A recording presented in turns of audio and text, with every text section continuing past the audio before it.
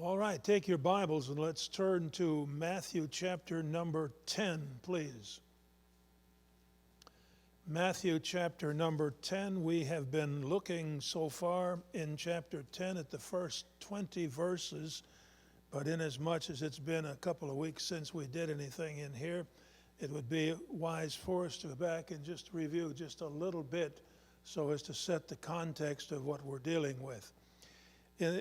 We're in a section of Matthew that I've called the Deeds of the King, and they include the narrative about Jesus, the commission of the 12, followed by the concluding statement. Now this concluding statement is what concludes every major division in the book of Matthew. It says in 11:1, "And it came to pass that when Jesus had finished these parables, he departed thence." The repeated phrase, it's repeated something like 5 or 6 times in Matthew, is "it came to pass that when Jesus had finished," something like that. And it's a pretty apparent major dividing point in the gospel itself. We've already seen in verses 1 through 4 of the call of the 12 disciples. And we move on to verse number 5, which I'm going to start reading in. We see the mission of the 12 apostles to Israel. And it goes at least through verse 33, but we're not going to go that far this morning. We've seen so far Matthew 10, verses 5 through 20, and here's what they say. "These 12 Jesus sent forth and commanded them, saying, Go not in the way of the Gentiles, and into any city of the Samaritans enter ye not." You see, it's very specific. God's will is specific, and it is not always to go everywhere. Here it was for these 12 to go to Israel, but not to the Samaritans or to the Gentiles, but go rather to the lost sheep of the house of Israel. Now, I want to remind you, this is a one-time trip, but as we get farther down, it seems to broaden out and extend some of the things all the way to the second coming of Christ at the conclusion of the tribulation. "As ye go, preach, saying, The kingdom of heaven is at hand." God's rule over humanity is near. "Heal the sick, cleanse the lepers, raise the dead, cast out devils. Freely ye have received, freely give. Provide neither gold nor silver nor brass in your purses." They're not carrying a purse like you ladies would carry. These are money belts. And the gold and the silver and the brass are various coins. "Nor scrip." In modern English, scrip has to do with money. But that's not what it means here in this text. It means something like a knapsack. "Nor scrip for your journey, neither 2 coats." It's all right to take one, but don't take an extra one. Wear the one you've got. Don't take one extra. "Take neither shoes, nor staffs." It's all right to take the one you have. It's not all right to take extras.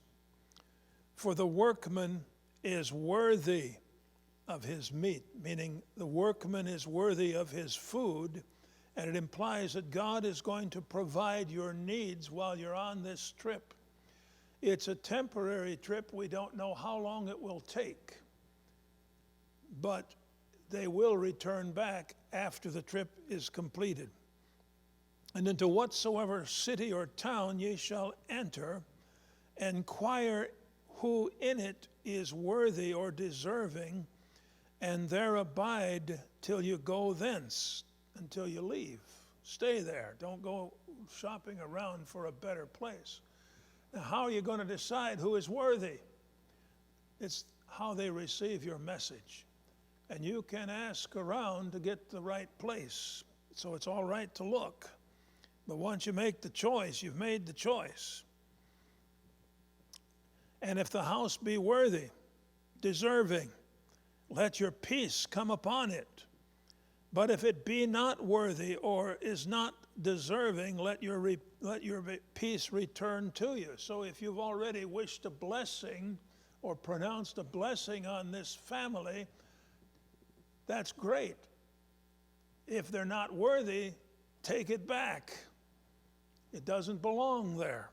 You may have to do that someday in some place where you thought it was all right. And whosoever shall not receive you, nor hear your words. And there are people out there who don't want what you're trying to sell, okay? They don't want Christ. Neither did some of the people back in this day.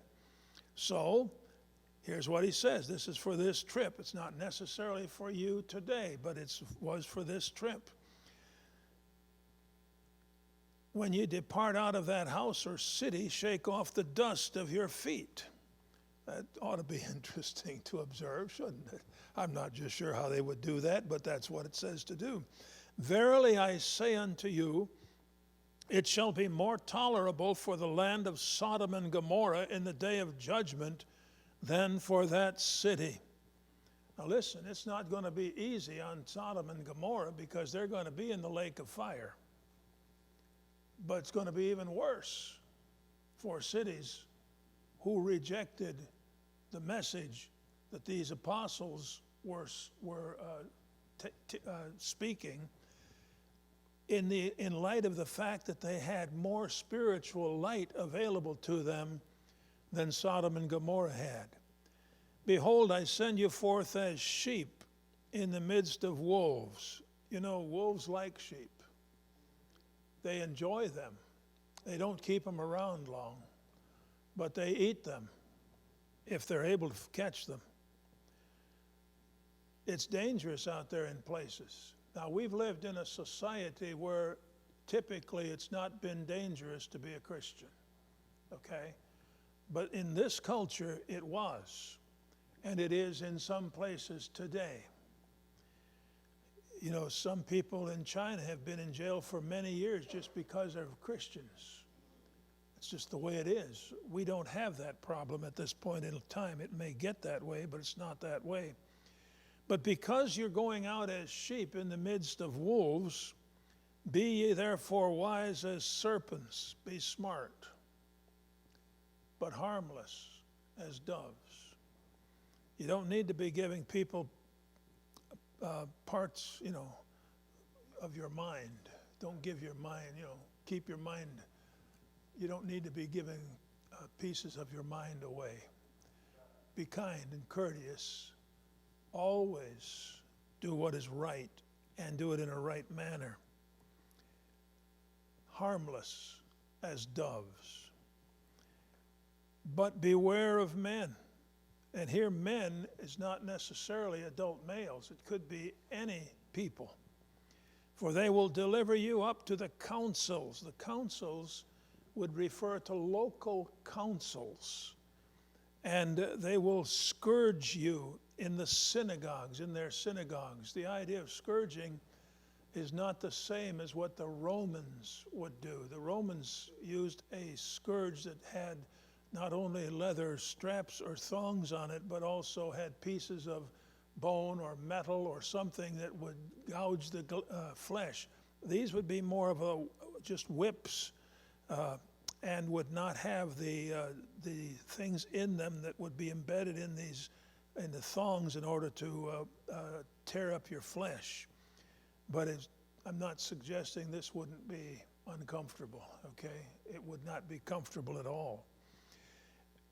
And this indicates that the scourging would take place in the synagogues. These were not only places of worship, but also places where judgment was administered. And ye shall be brought before governors and kings for my sake, for a testimony against them and the Gentiles. So the apostles can be expecting to be arrested so that they might appear before rulers, so that they might be able to witness to them. Paul is an example of one apostle, not one of these, but one later, who had that privilege. But when they deliver you up, take no thought how or what ye shall speak. I've said it the last time, and I'll say it again. When you come to this verse, don't take it out of its context. This is not referring to preachers who are being told to take no thought what they're going to preach. Okay, some of them preach like that, and I understand that, and they shouldn't. But they are supposed to study, to take heed to themselves, and to prepare to feed the flock. And you can't feed the flock if you're not studying. Too much time on the golf course doesn't work well for pastors. That's why we don't play golf. When they deliver you up, that's meaning for judgment before the kings or before rulers. Take no thought how or what ye shall speak, for it shall be given you in that same hour what ye shall speak. So you don't have to lie awake at night wondering what you're going to say in the morning. Okay, if you're a pastor and you haven't prepared, you might lie awake at night wondering what you're going to say in the morning, especially if that's Saturday night. For it is not ye that speak, but the Spirit of your Father which speaketh in you. It will be the Holy Spirit who will be speaking through you, apostles. Now, beginning in verse 21, we see some things the 12 disciples can expect as they go forward in their future ministries beyond this trip just to the Israelites, and what other believers who come later on can expect to occur until the Lord returns and sets up his millennial kingdom. Now, you start out here with some things that we probably don't experience a whole lot in our culture. But if you were brought up in a Muslim family, it might be a different situation. If you were brought up in a Jewish family, it might be a different situation, especially at certain times in history. Family members will turn over other family members to be put to death. Now, you brothers and sisters might be wanting to kill each other once in a while, but that's not what it's talking about here, all right? Matthew 10:21 says, and the brother shall deliver up the brother to death, and the father the child. I can't imagine a father delivering up to the authorities his child so that his child can be put to death. There was a time or two that I imagined beating the daylights out of my kids, or at least out of my wife's kids. They weren't mine at that time. Yes, they really were, okay? We all understand how that is. But I want you to know that I refrained from doing it, okay?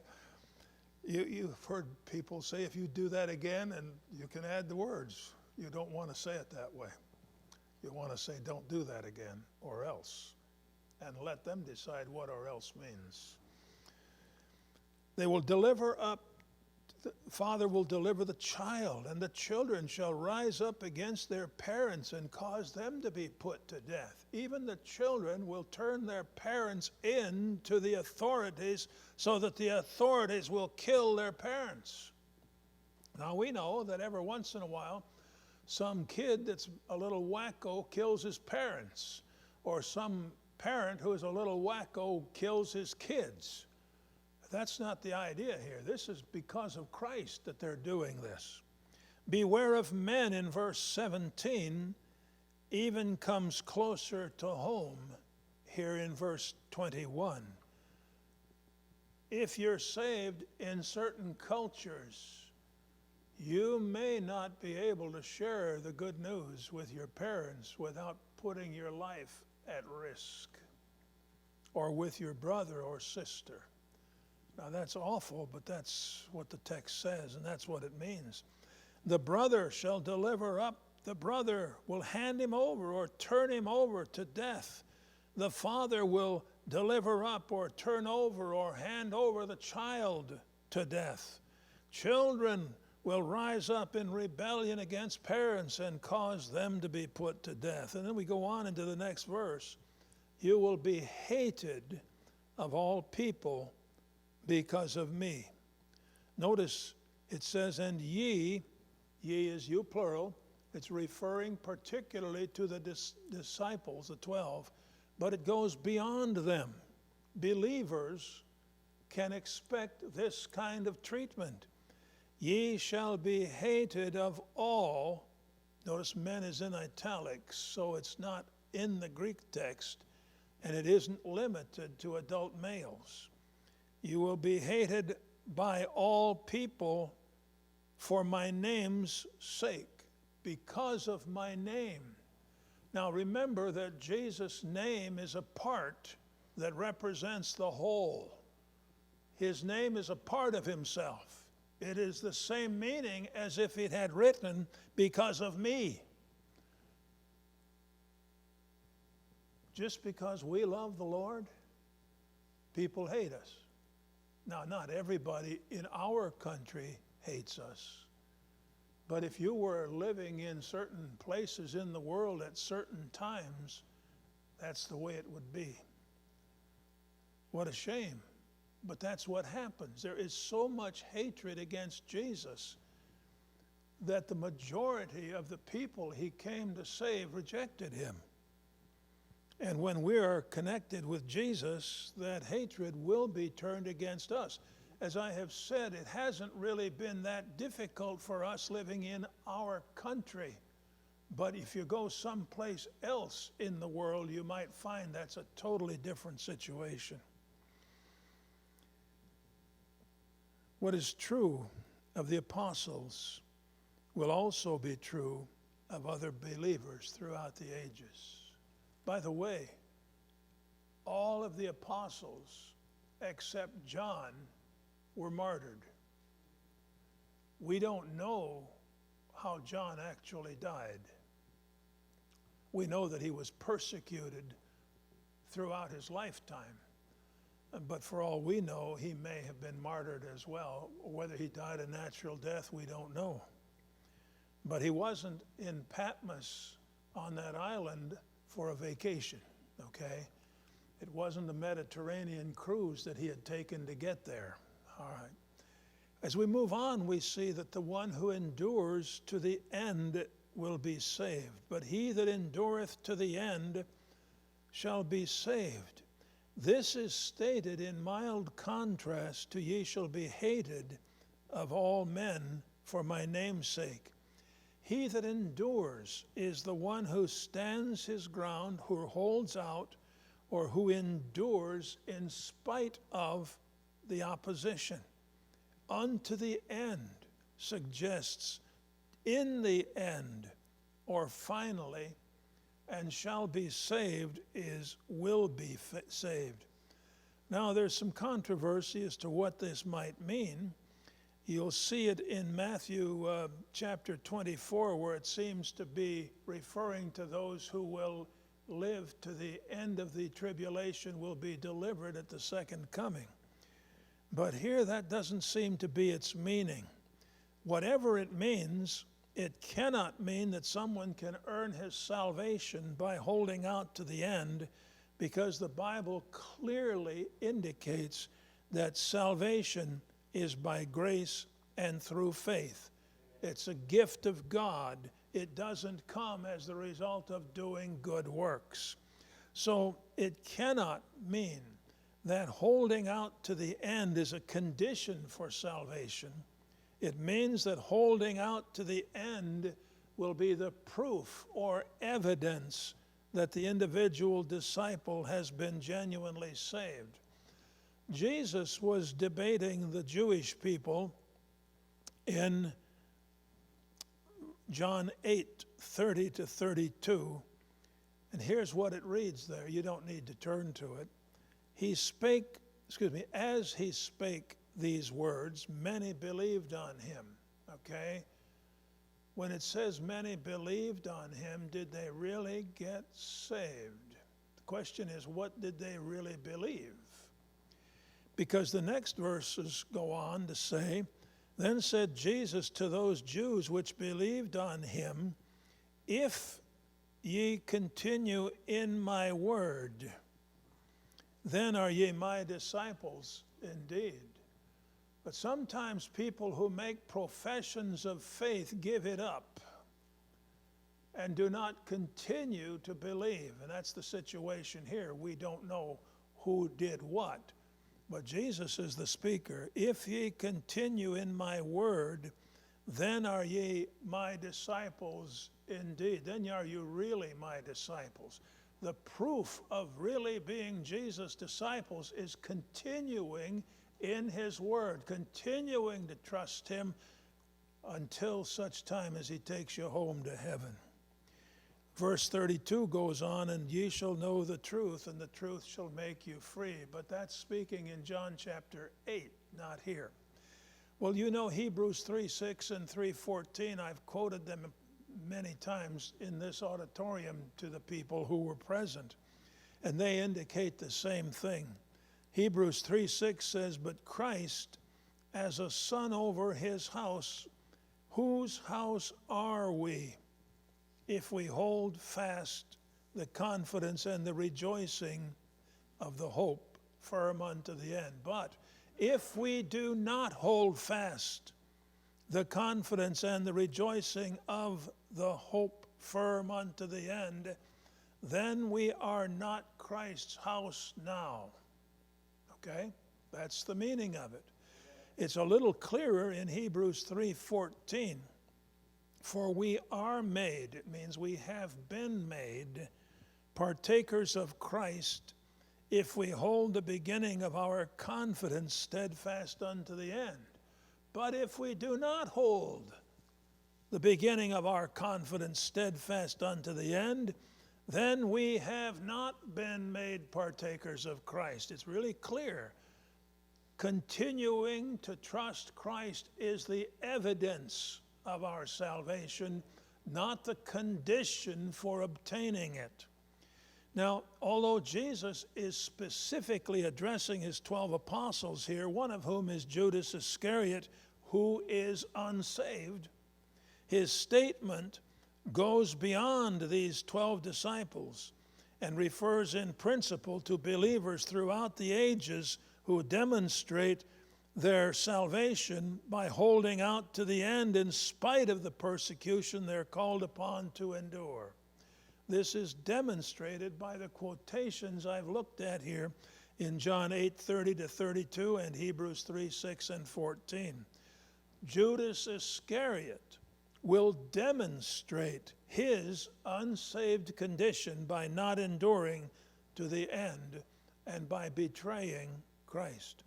The same statement is also made, as I've said, in Matthew 24:13 in reference to saved Jews being persecuted during the tribulation. It says, but he that shall endure unto the end, the same shall be saved. And as I've told you, I think that has reference to the deliverance at the end of the tribulation by the second coming of Christ. But I couldn't argue that it isn't the same meaning that I've just gone over in this particular passage in Matthew 10. Sometimes when believers are out serving the Lord, maybe they're missionaries, maybe they're pastors, maybe they're just trying to live godly lives, and they find that they're being persecuted. It's not wrong to relocate, okay? Don't assume that because a missionary flees for his life that he's a coward, all right? It might be God's will for him to get out of there. It's just the way it is sometimes. When persecuted in one city, the apostles must flee to another. This is Jesus' instruction, okay? Don't be hard on a missionary who leaves because his life is in real danger. But when they persecute you in this city, Matthew 10:23, Flee ye into another. For verily I say unto you, ye shall not have gone over the cities of Israel till the Son of Man be come.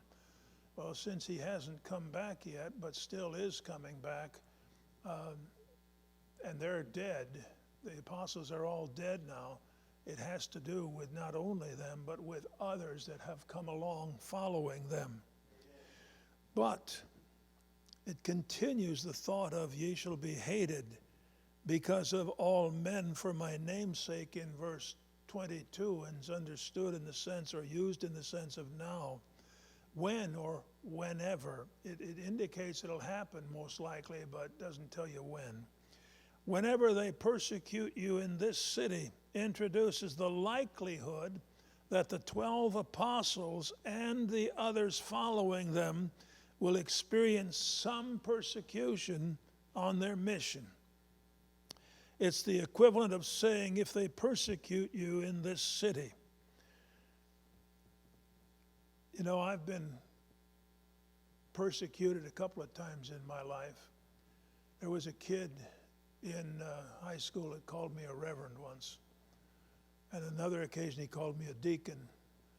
And that was the worst that I ever had to endure from an unbeliever.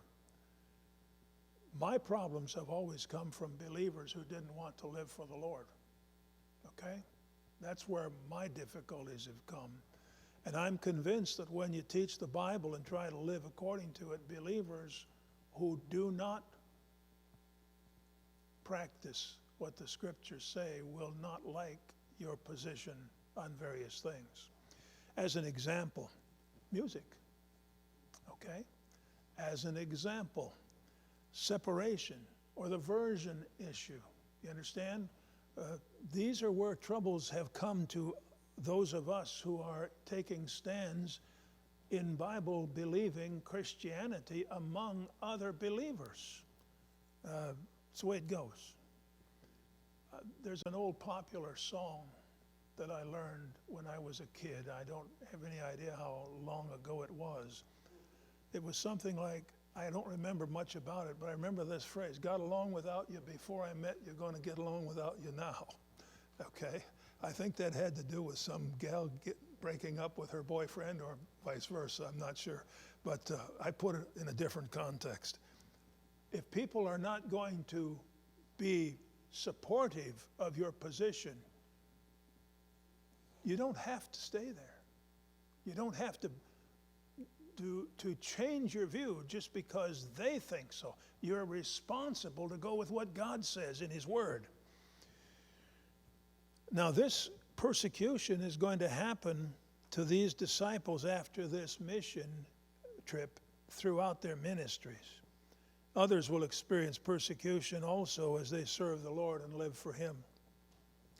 The tense of persecute indicates ongoing or repeated action, and it's understood in the sense of whenever people are persecuting you.